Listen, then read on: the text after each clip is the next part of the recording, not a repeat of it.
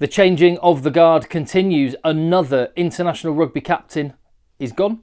Sam Kane has announced his intention to retire from international rugby at the end of this year to pursue opportunities in Japan, bringing to an end his leadership of the All Blacks, which, when you add to the fact that, well, out of the top 6 ranked teams in world that led their sides at the Rugby World Cup, only 2 of them are still in position, and that is World Cup winning captain Sia Khaleesi, and there's a question mark against his potential leadership of the Springboks long term going forward. We'll watch this space on that one. So really, without a question mark next to his name, it's only Antoine Dupont, who, to be fair, wasn't there to actually lead his team during the Six Nations Championship. So it is all change, and definitely the case when it comes to the All Blacks. Sam Kane announcing that he will retire.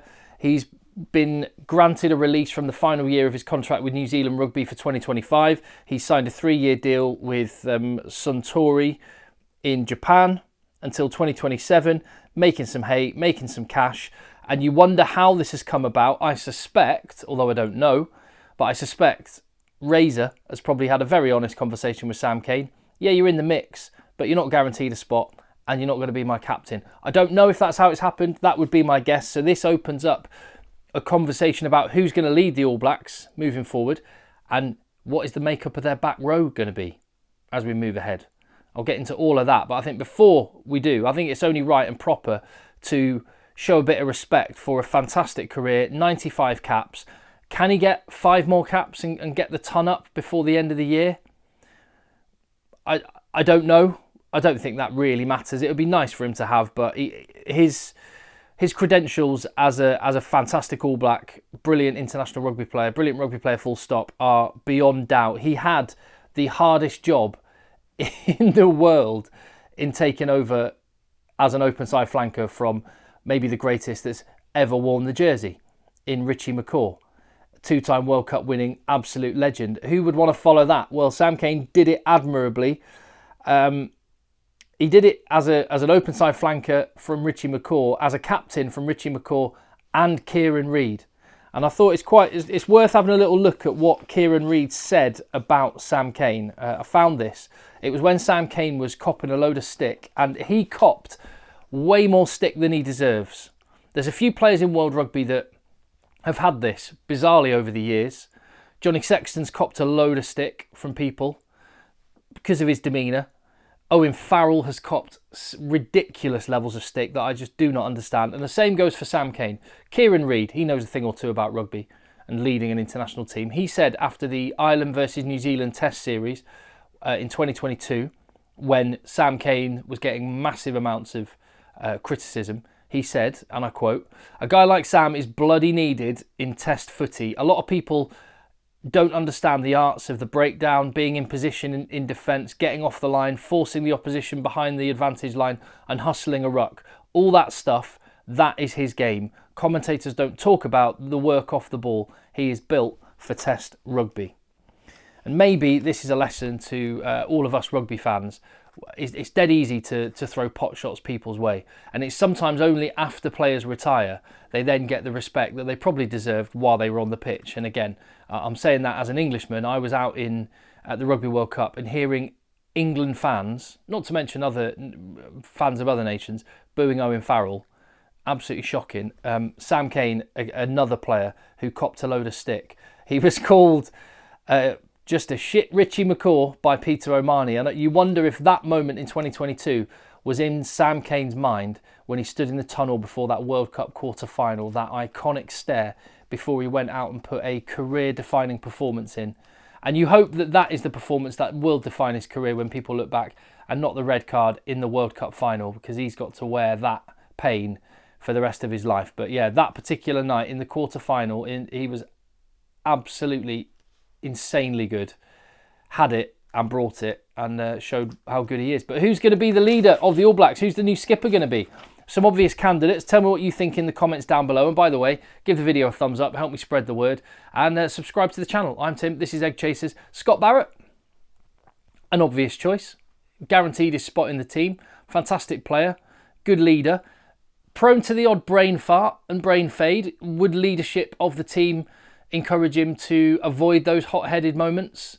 Or is that just who Scott Barrett is, and you take it? So he's one obvious choice. The other obvious choice is Ardie Savia, and I mean, World Player of the Year, unbelievable, the best forward in World Rugby with Peter Steph Toy, the two of them. Oh, wouldn't you love the two of them in a back row together? But yeah, Ardie Savia, that would make total sense. I'll throw another little curveball in. I think it's going to be one of those two, isn't it? Probably going to be a forward, I would imagine. And if it is a forward and not a back, Pitrak Tuapolotu, maybe, leader for the Blues. And with the retirement of Whitelock and Retallick, there is a spot open. So just throwing a curveball there. I think it will be Savia or Barrett, unless there's another name I'm overlooking. And I shouldn't be. Let me know in the comments down below. As for who's going to replace Sam Kane in the back row, again, this is beyond 2024. I mean, there's a reasonable chance that Sam Kane is wearing the 7 jersey for the Test matches against England later this year and in the Rugby Championship. We'll see about that. But and I've just had a thought. What's the last round of the Rugby Championship? Because I'm going to be out in Cape Town and Johannesburg watching South Africa v New Zealand there. So I wonder. Anyway, it'd be nice to be able to be there for a moment for Sam Kane. Anyway, that's by the by.